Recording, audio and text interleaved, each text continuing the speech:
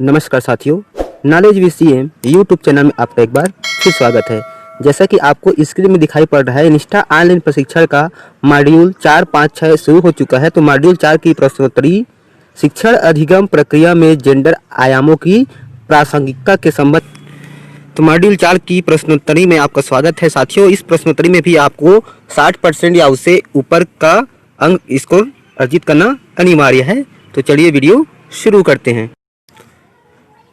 तो लीजिए, आपके सामने मॉड्यूल 4 की प्रश्नोत्तरी आ चुकी है साथियों। इसमें आपका प्रश्न का क्रम आगे पीछे भी हो सकता है और जो विकल्प है वह भी आपके आगे पीछे हो सकते हैं। तो आपको प्रश्न और विकल्प को पढ़कर ही आपको उत्तर देनी है। निम्नलिखित में से कौन सा कार्य लिंग भेद को नहीं दर्शाता है? तो साथियों, मेरे अनुसार से जो इसका उत्तर है ऑप्शन नंबर डी होना चाहिए। शेफाली पर्वतारोही बनने के लिए प्रशिक्षण ले रही है। इसको मैंने क्लिक किया और फिर हम नेक्स्ट पे क्लिक करते हैं। तो नेक्स्ट पे क्लिक करने पर हमारे सामने अगला प्रश्न आ चुका है।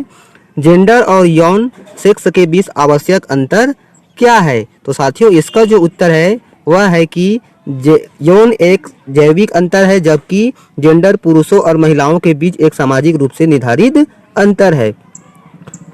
उसके बाद हम नेक्स्ट पे क्लिक करते हैं। अगला प्रश्न आ चुका है, जेंडर के बारे में निम्नलिखित में से क्या सही नहीं है?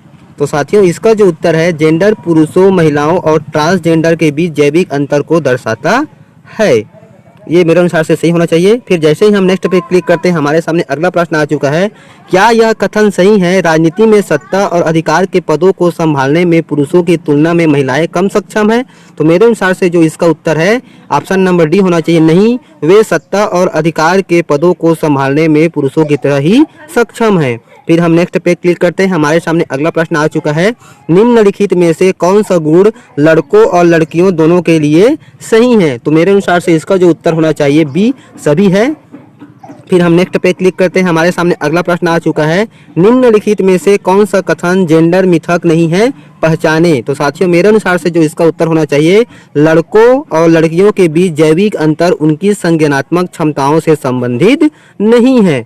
फिर जैसे ही हम नेक्स्ट पे क्लिक करते हैं, हमारे सामने अगला क्वेश्चन आ चुका है, निम्नलिखित में से कौन सा वाक्य सही है? तो मेरे अनुसार से इसका जो उत्तर होना चाहिए ना ऑप्शन नंबर ए, लड़के और लड़कियों के साथ बराबरी का व्यवहार किया जाना चाहिए। फिर हम जैसे ही नेक्स्ट पे क्लिक करते हैं, हमारे सामने अगला प्रश्न आ चुका है, निम्नलिखित में से कौन सा कथन लड़कों या पुरुषों के बारे में एक जेंडर स्टीरियोटाइप नहीं है? तो इसका जो उत्तर है मेरे अनुसार से ऑप्शन नंबर डी होना चाहिए। लड़के या पुरुष बच्चे पैदा करने के साथ साथ खाना भी बना सकते हैं। फिर हम नेक्स्ट पे क्लिक करते हैं, तो हमारे सामने अगला प्रश्न आ चुका है, निम्नलिखित में से कौन सा कथन लड़कियों या महिलाओं के बारे में एक जेंडर स्टीरियोटाइप नहीं है? तो मेरे अनुसार से जो इसका उत्तर होना चाहिए ऑप्शन नंबर डी, लड़कियों या महिलाओं के पास नेतृत्व कौशल है और वे किसी भी पेशे में उत्कृष्टता प्राप्त कर सकती है।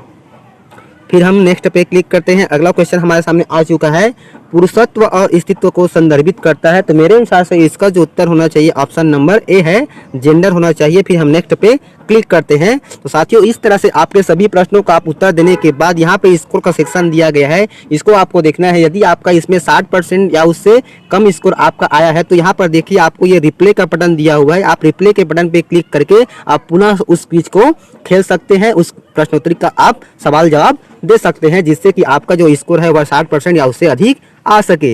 यहाँ पर आपको टाइम को भी देखना है कि आपने कितना टाइम इस पर स्पेंड किया। तो साथियों, आज का जो वीडियो है आपको कैसा लगा हमें कमेंट्स कर जरूर बताएं। साथियों, फिर मिलते हैं एक नई जानकारी के साथ, एक नए वीडियो के साथ। तब तक के लिए साथियों, जय जोहार, जय छत्तीसगढ़, जय हिंद।